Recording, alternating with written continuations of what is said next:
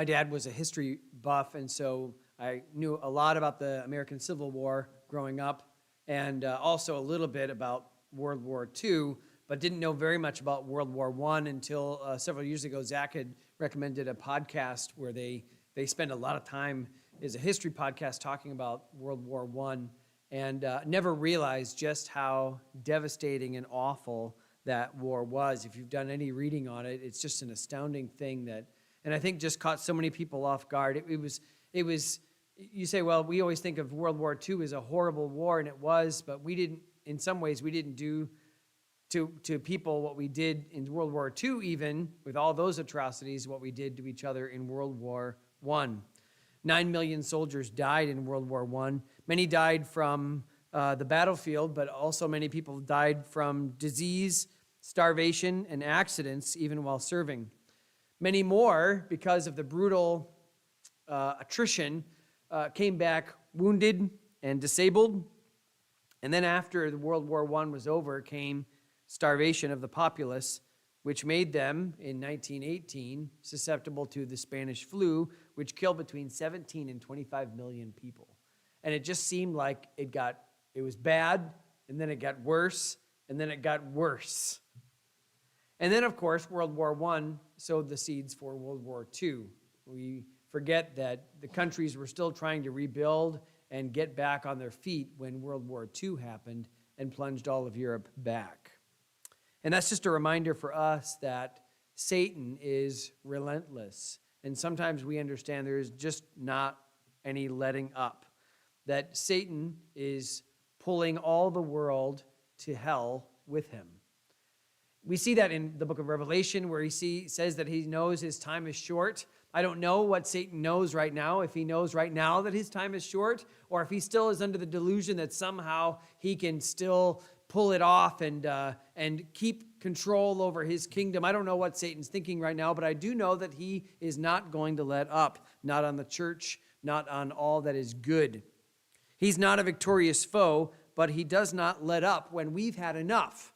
When we say, this is too much for me, Satan is not like some compassionate World War II soldiers to say, okay, we'll take you as a prisoner of war. There are no prisoners of war for Satan, only casualties.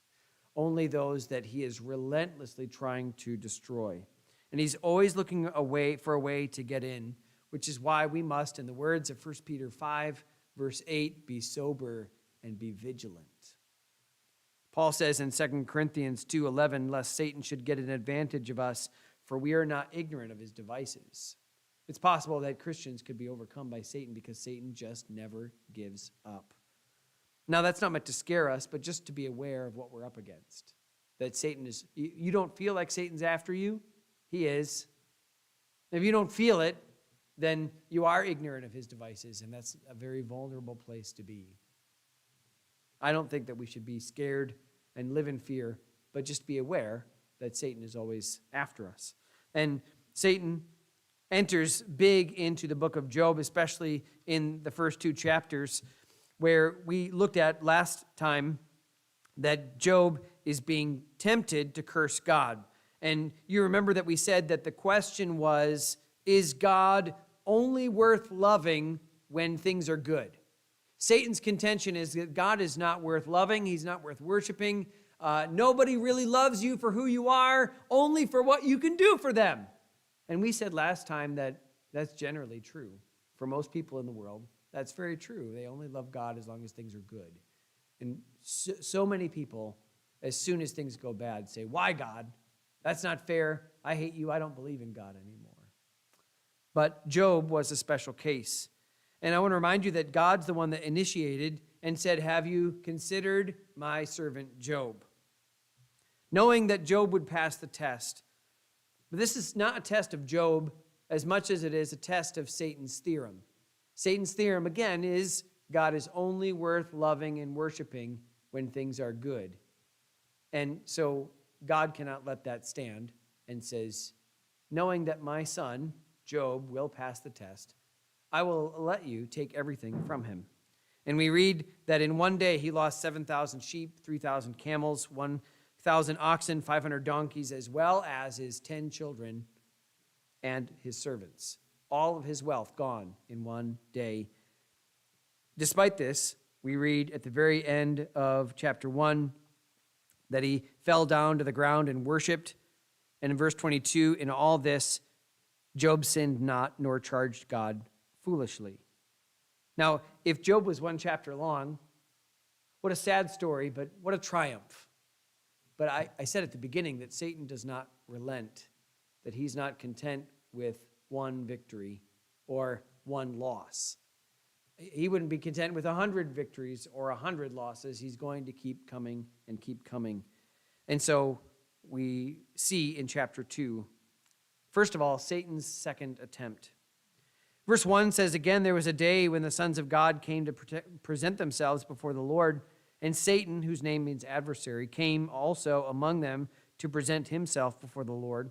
And the Lord said unto Satan, from whence comest thou? And Satan answered the Lord and said, from going to and fro in the earth, and from walking up and down in it. Now, this is just about the same as the first few verses there in Job 1, verses 6 and 7. It reads almost the same. And then God calls out Satan and says, by the way, you were wrong. You said that if I took everything away from Job, that he would curse me to my face. And you were wrong. He hasn't. Verse 3, the Lord said unto Satan, hast thou considered my servant Job, that there is none like him in the earth, a perfect and an upright man, one that feareth God and escheweth evil? That's the same as before.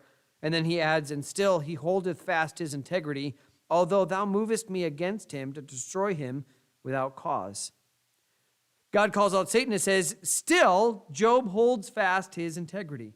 Now, just a little side note, God speaks of this, what happened, both as God's active movement, or both as from God's hand and from Satan's. And that's interesting to note because there is kind of an understanding that everything bad comes from Satan and everything good comes from God. And what we see, I can say, yes, that's true when it comes to moral evil. Someone going and murdering, God didn't tell that person to do that, whereas Satan did, but God allowed it to happen. And so everything that happens is by God's either active movement, like in the case of natural disasters. We talked about this last time, natural evil versus moral evil, but also his passive permission. Now, is it better to think this way or not? I think it is to think that God is in control over everything, and even moral evil that happens to us is under his control, and that he somehow even lessens the effects of moral evil. When someone wants to break into somebody's house, it is the protective hands of God, even then, to not allow more dangerous things to happen in that person's life. I really believe that, and I think you have to believe that, because if it's that we believe that God and Satan are two sides of a coin, and we are really hoping that God will win because he seems to be the better one, that is the wrong way to think about trials, problems that we're having, and God in general. Satan, I think, would like you to think that he and God are equal, or at least that God is a little more highly evolved than Satan, but give Satan time, he'll get there. I think Satan would very much like us to think that, but that's not the way that it is. Satan is not on par with God, and God has reasons for allowing Satan to do what he does, even though he says, you moved me to do this. Ultimately, even Satan's movement fold into God's plan. Satan will not admit defeat. And I wrote in my notes as I was doing this, it's a sin to not admit when you're wrong. And Satan doesn't want to admit that he's wrong. So now he has to amend his theory. And so in verse number 4, not willing to say, yeah, I said that if you took everything away, that he would curse you to your face, and he didn't curse you to your face. So Satan answered the Lord and said, skin for skin. Yea, all that a man hath will he give for his life. But put forth thine hand now and touch his bone and his flesh, and he will curse thee to thy face. But you might as well go 0 for 2 if you're going to go 0 for 1. Now this phrase, skin for skin, is not an easy phrase to interpret. And the commentators that I read had a real field day with trying to figure out all the different things that it could have meant. I think generally we get the sense, and I'll talk about that in just a moment, but here are 3 probably of the best options that may seem a little funny to you, but hopefully it'll help explain things a little bit. Some people say, you would, skin for skin is kind of an idea of what they used to do, where they'd go and trap, or they'd take their cattle or sheep, and they'd use the skin, and they would, make it into a commodity, and they would trade. And the idea with you, when you go out and trapped a bear or a badger or something like that, that you are putting your life into your hands to go get that skin, but it was worth it, right? So skin for skin, meaning, like we all make risks, but in the end, this is worth it. Some people said skin for skin means, well, if you have like something coming at your face, if you have an arrow or a ball or a stone coming at your face, it's natural for you to put your skin up. You want to save this skin, so you'll sacrifice this skin. So the idea is, well, yeah, we all make trades in life, and Job is willing to lose that for this. And that's kind of the third meaning, is it's a fair trade. My skin was saved. Yes, my children died and my cattle all died. That skin went. But as long as my life is okay, I'm okay. Now, what his theory is that, yes, it's true, and I see that man sometimes will give up his possessions, but his life and his health is more important than even that. So it may be that this one in particular didn't curse you when all his stuff is gone, but if you touch himself, he will curse you to your face. Now, Satan does not know pain personally, but he observes humans, and he observes how much pain affects us.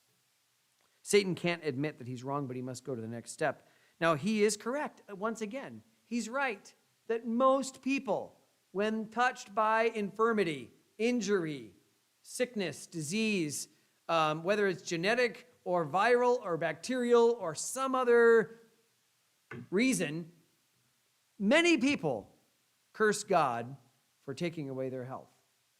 And so he's right. But that's an indictment on us, not on God. God's the one that brought up Job, and Satan's contention is there's nobody who loves you for who you are because, face it, you're not worth loving. And God cannot let that stand.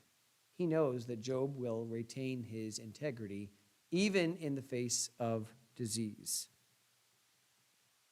Now, to ask the question, does this work? And will it work on Job? You already know the answer, but it's worth asking. What's behind this reasoning of Satan that yes, you can lose your things, but to be touched personally, that's what's going to set you over the edge. Will it work? Why should losing our health be different? Let me give you three different things about Job's perspective, three different ideas about Job's perspective that makes it why this would be a plausible thing to think about. One, Job's perspective is, I came into this world with nothing, and I'm going to leave this world with nothing. And that's what he said, right? In verse number 21 of chapter 1, naked came I out of my mother's womb, and naked shall I return thither. And I even wondered, because the word skin for skin, the phrase skin for skin, that word skin is the same word for naked. So naked for naked. Maybe Satan was saying, just all the stuff that's in the middle of being naked at birth and being naked at death, all the stuff that comes in between is all stuff that you have and you can get rid of. Everything in the middle is just transient. You can always obtain more. How many of us have lost something and you say, oh, well, I'll just go buy another one? Right? We've all had that. And in America, that's especially true, right? Everything's transient and everything is, the companies even now make that so that's kind of a feature where everything's disposable. They want you to get rid of it so you can buy another one. But Job did come into this world with health. That's the one thing he did have. Everything else, yes, he obtained, but the thing he had from early on, as far as we can tell, was his health. And maybe he came into this world with something wrong, but he never knew what that was like to have that taken from him. And in this moment, he's about to have everything, his health, taken from him. And that's a problem. This works for so many people, I think, because we feel like it's something that God owes us. I came into this world. If there's anything that I have that's mine, it's my health. And when that is taken. I'm not owed sheep and camels. I'm not owed a car and a house. I'm not owed everything else, but I am owed my health. That's the way we think. And when that's gone, that really hits us in a different way than it does when we lose our things. There are a few things that we feel that are guaranteed in life, and health generally is one of them. 2, Job's perspective is that God gave and God took away. They were gifts on loan from God, and isn't that the right perspective? He says, again, the Lord gave and the Lord hath taken away. Blessed be the name of the Lord. That's Job's perspective. There was a day he didn't have 7,000 sheep and 3,000 camels, and eventually there was a day he did, and he's just now back to what it was before. Now he doesn't have those things. There was a day he didn't have children. Now there's a day he does. And he knows what it's like to not have all those things. Job knows that, so he can deal with this. But again, we take health for granted. It's hard when it's lost to us, and especially when you know that you're not going to recover from this, or at least when you think, I'm never coming back from this. When you don't know, like, is it ever going to be better? Is this now the rest of my life? We have some friends that are struggling with multiple sclerosis, and that is just a process of realizing that your best days are always in your rearview mirror. Now, I know sometimes it feels like that, right? But even you, in whatever health you are now, you could go out and get healthier than you are right now. Your best days could be ahead of you. But as long as you're healthy, right? You get some kind of diagnosis, you get certain kinds of diseases, certain kinds of injuries, and you realize my life is never going to be the same again. The glory days are behind me. That's a hard thing to face. That's a really hard thing to come to grips with and be okay with. That's why I think Satan sees this so often. It's hard to admit this is the rest of my life. Third, Job's perspective is that what he lost was external, right? Everything was external. Job could still go to sleep that night. Yes, I lost everything. Yes, my children are gone. That's not worth nothing. But he can still go to sleep at night and wake up in the morning, and the pain of grief is still there, but he can at least live his life. And every one of us who has experienced loss can say, you do learn to cope. You don't get over it. A lost child, a lost parent, a lost loved one, a lost spouse. You don't get over it, but you learn to cope. But boy, is it hard when there's a constant reminder of a pain, a disease, something that's debilitating you. Physical pain is always with us. We can't escape it, and it feels sometimes like torture. It's a constant reminder of what God is allowing and what God is bringing. And that's why it's an interesting premise to say, or why is it that Satan thought this would work? And why does it work for so many? Well, for those reasons. Because physical pain, physical ailments are different from losing people and stuff. It's a little more personal. So, how about you? How do you feel about your health? Do you feel you're owed good health or have earned good health? I'll be real honest. I feel like if I had something go wrong with me, I would be somewhat indignant because I'm trying to be healthy, right? Trying to work out. And it's a real bummer when I work out in the wrong way and all of a sudden I hurt my back and I can't do it. I can't do the things. And in the times that it's happened in the last couple of years, I've thought to myself, well, this hurts, but I know this kind of pain from other kind of pain, and I'm going to get better from this. But it's still just a reminder. I can't imagine someone who has to live with this kind of pain every day. I can't imagine that. And talking with a friend, you all know who it is, I'm not going to say, but talking with a friend, and they said, I understand why, you hear about in Canada people that want to have a physician help them end their life. I'm not there. You're not there. But I get it. When you're in pain, when you have that, you say, I understand why people are just like, this is too much. I can't do this anymore. It changes the way you think. It changes the way you look at things. How about you? You feel like your health can become an idol. Do you feel like that's something that you grasp on so tightly that it might, in some ways, overshadow the way that God appears to you in his worth? Does it feel personal when you're hurting or when you're sick? Not just these things happen, but doesn't it feel a little personal when you're really hurt and sick and you ask God a little more pointedly, why? Why this? God allows Satan to hurt Job, but not kill Job. He says in verse 6, the Lord said unto Satan, behold, he is in thine hand, but save his life.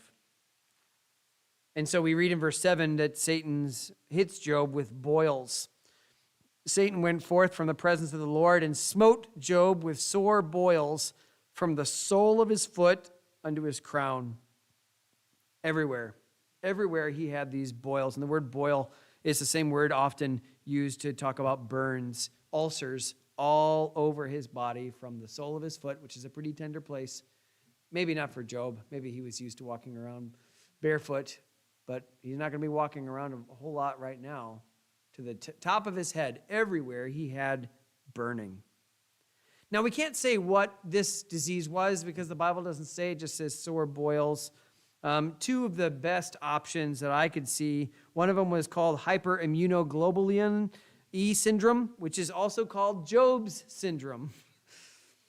It's eczema and infections, a very nasty thing that will clear up in a few weeks, but it's not very fun to go through. Or it could be, and I'm going to butcher this, hidradenitis suppurativa, which is basically internal acne. It's like painful pimples, but all on the inside. And it just takes it very, very painful. Very, very, something that lasts for a long time, and there aren't a whole lot of treatments for. Now, I don't know. It could be either, both, or something even nastier than that. A viral, a fungal, bacterial, whatever, hit Job, again, over his whole body. And we know that this affected him. In Job 7, verse 5, my flesh is clothed with worms and clods of dust. My skin is broken and become loathsome. In Job 30, verse 30, my skin is black upon me, and my bones are burned with heat. Gives you a little picture about what kind of suffering Job was doing. In addition, the medical reports all say that those who have at least these two boils, and again, I'm not saying it was one of those, but let's just use one of those as a test case. Medical researchers say that both of those lead to depression. You think? We're going to see that in chapter 3 and going on, that this really affects Job. Why is pain so potent? Psychologists say, and you can you can take whatever psychologists say with a grain of salt, but they say that the more that we internalize it, the more painful it is. And they say, have you ever noticed how something that is painful, like really painful for one person, seems to be not such a big deal for somebody else? And there's so many different factors that go into how we feel pain. One is experience. My dad was in a car accident when I was, I think, 10 or 9 years old. Somebody ran a stop sign and hit him and shattered his hip. And I remember going to see him in the hospital, and then he was in our living room and recovering, and he had a fake hip put in, and it kept slipping out, and he kept having to have other constructive surgery, and it was just, this is the rest of his life, pain. And so like when he has something like he hurts his arm, this is not a big deal for my dad. He just learned to live with pain, most of his life. And so I'm a bit of a wimp. I haven't experienced a lot of pain. I don't have a lot of experience with it. So when I'm hurting, I'm really hurting. I don't like it. I hurt my back. Yeah, and listen, I'm so thankful for that. I am well aware. Whenever I go into the doctor's office and they're like, do you have any of these things? I'm like, nope, Praise God, I don't have any of those things. You know, the biggest health thing for me or that I can't see a thing without my glasses. I'll take that over back pain, over hip pain, over knee pain. I've heard about it. 0 out of 10 would not recommend, right? So psychologists say the more that we internalize it, though, the more painful it is. That there's actually some way that you can make it more painful if you just try to bottle it all in. Now, Job's not going to do that. He's going to talk about how hard this is. And so at least he has the right idea. But when pain is constant, you feel trapped and you can't escape your own body. How frustrating to have your mind know what you want and want to do it, and you can't because here it is. This is your life now. Physical pain affects everything in life. It affects your eating. It affects your sleeping. If you're in pain, you can't sleep. If you can't sleep, all of a sudden you're worn down. If you're worn down, then that just makes the pain worse. It makes you more aware. And not just now that you have this, you have everything else going on as well.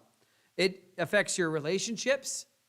It affects your social status. Say what you want, but people that have some kind of pain or disability in almost every society is looked down in some way, even though it's not their fault. It's just what we as humans have said. This person, there's something wrong with them. No surprise that Job's friends are going to come to some of the conclusions they come to because this is just the way we think about people that are in pain. We shouldn't, Christians especially, but it's the way we think about things. So it affects your social status. It affects your self-perception, and in some ways affects your self-worth. I know we don't like to talk about that, but it's true. You really feel differently about yourself when you're in pain, when you're sick, when you are injured in some way. It feels like torture, and that torture has a personal feel to it. It feels like a personal punishment just for you. And the only relief he can get is verse 8, he took him a potsherd to scrape himself withal, and he sat down among the ashes. He had a piece of broken pot, and he took that, and that's what he would scrape his arms and his legs with, just to get a little bit of relief, just to feel something else. That was one of his temptations. And then verse number 9, his wife shows up. Then said his wife unto him, Dost thou still retain thine integrity? Curse God and die. Now let's give Mrs. Job a little bit of a break. She lost 10 kids. And she lost all that wealth, and she's watching her husband suffer, and she loves him. He has good things to say about her later. But let's cut her a little bit of slack. She's hurting too. And she's not suffering physically like Job is, but this is hard for her to watch. And she has a suggestion, why don't you just be done? Just be done. Just acknowledge what's going on here. God is being really unfair. Something happened with him where he's just not doing the right thing. Say that, admit it, and then die and be done with all of this. She advises that he curse God and die. And it's just a reminder again that Satan often uses other people to tempt us to sin. When we are maybe have our resolve steeled, Satan will bring somebody else, even somebody that we love, even somebody that should maybe know better, and can use them to deliver his messages. Remember when Jesus asked, who do people say that I am, and who do you say that I am? And Peter was the one who said, you are the Christ, the Son of God. And then when Jesus started talking about going to the cross, it was Peter that said, no, you won't go to the cross. And remember, Jesus said to Peter, get thee behind me, Satan. So Satan can use us, and I never want to be used of Satan to deliver his messages for them, but understand it happens.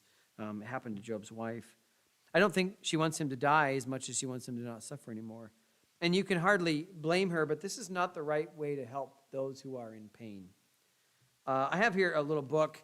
It's called Chronic Pain, Living by Faith When Your Body Hurts. Michael R. Emlet. It's a Christian Counseling and Educational Foundation booklet. Very helpful, very short.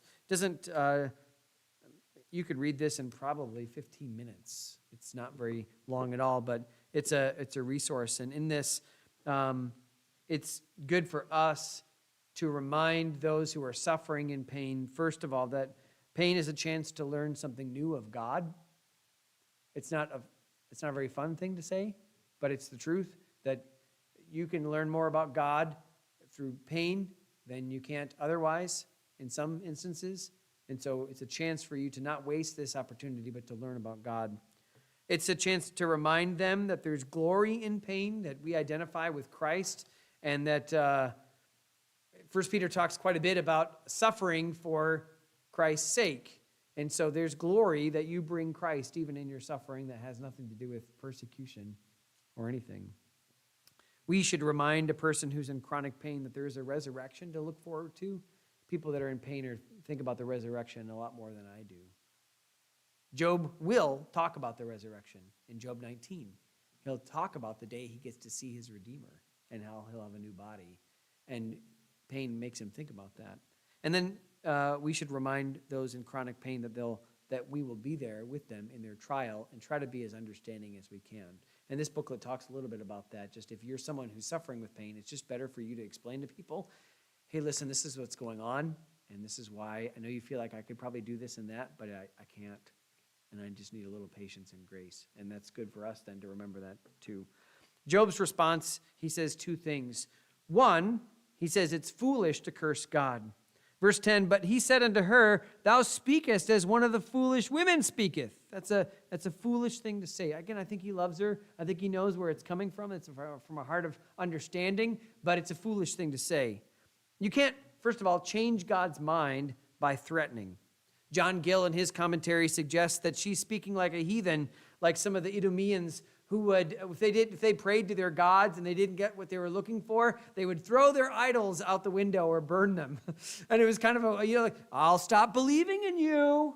You better give me what you want or I won't believe in you anymore. And Job says, you know how foolish that is, right? We're not going to get into that game of threatening with God. I'll promise I won't believe in you unless you do this for me. Second, I put in my notes here, the hubris of offering our worship only if the gods will dance. Think about that. God, if you do what I tell you to do, then you can earn my worship. Well, God doesn't need your worship. So maybe get off your high horse a little bit there. Second, then to curse God is to lie and not dwell in reality. If we in our pain say something that's untrue about God and curse him and call him unfair and unjust and unrighteous and not understanding our pain, we're lying. And why would we want to do something that would align with a lie? The first thing he says is a foolish thing to curse God. But the second thing he says is that we have to receive from God everything that he gives us. Verse 10, again, what? Shall we, I love that, what? Shall we receive good at the hand of God, and shall we not receive evil? Right? And the idea, again, we receive good gifts from God, and we say when God gives us good things, he knows best. He knew that this is what I should have. And Job says, isn't it just fair that when God takes those things away that we would say, he knows best?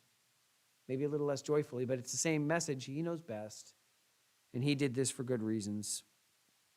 Either way, his character is good, and he gives what is best. Albert Barnes said this, shall we at once lose all our confidence in our great benefactor the moment he takes away our comforts and visits us with pain? This is the true expression of piety. It submits to all the arrangements of God without a complaint. It receives blessings with gratitude. It is resigned when calamities are sent in their place. It esteems it as mere favor to be permitted to breathe the air which God has made, to look upon the light of his sun, to tread upon his earth, to inhale the fragrance of his flowers, and to enjoy the society of the friends whom he gives. And when he takes one or all away, it feels that he has taken only what belongs to him and withdraws a privilege to which we had no claim. Not an easy perspective, but that's Job's, and one that we should all strive for. And again, Job is commended at the end of verse 10, in all this did not Job sin with his lips. Satan was wrong again, 0 for 2. And if it stopped there at verse 10, we could say, what a short, sad, but triumphant story for the glory of God. But there are 40 more chapters of Job, because in verse 11, now when Job's three friends heard of all this evil that was come upon him, they came every one from his own place, Eliphaz the Temanite and Bildad the Shuhite. There's Bildad, see? Not the one that Jacob married. And Zophar the Naamathite, for they had made an appointment together to come to mourn with him and to comfort him. And when they lifted up their eyes afar off and knew him not, they lifted up their voice and wept, and they rent every one his mantle and sprinkled dust upon their heads toward heaven. So they sat down with him upon the ground 7 days and 7 nights, and none spake a word unto him, for they saw that his grief was very great. We have a lot of things we're going to say to these friends, and Job has a lot of things that he's going to say to his friends. And at some point, we're going to be tempted to say friends in scare quotes. But these are friends indeed. They said, hey, let's all go together. And think about this. They sat with him in the dust, doing the same thing he did, tearing their clothes, sitting in the dust with him. They don't know if this was contagious or not. They had lives that they were going to live, but they came and they sat down for 7 days and 7 nights and didn't say a word. Now that's right. There are sometimes it's good to give counsel. When I do counseling in my office, we don't just sit there and I just kind of don't say anything. I don't sit with them, but there are times to do that. I've learned that as a chaplain, that the very best thing to say when you go in with someone who just found out that a loved one is gone is nothing. They just want someone who's there. And so these friends did the right thing. 7 days and 7 nights, again, all day, not eating, not drinking, just sitting there with Job. And whatever Job was doing, people coming by, I don't know. But at least Job knew, I have people with me. And that is worth a lot. That's great. These friends, as we go through the book of Job, they're seemingly pious. They know something of God. They've had deep thoughts about God. They come to some of the wrong conclusions about what God is doing, but they know him and they know his character.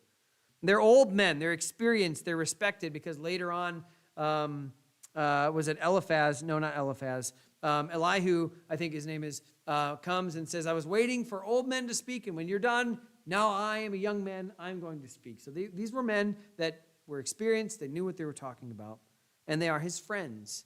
How Job made them, we don't know, but they're more than just acquaintances, more than people who lived in town.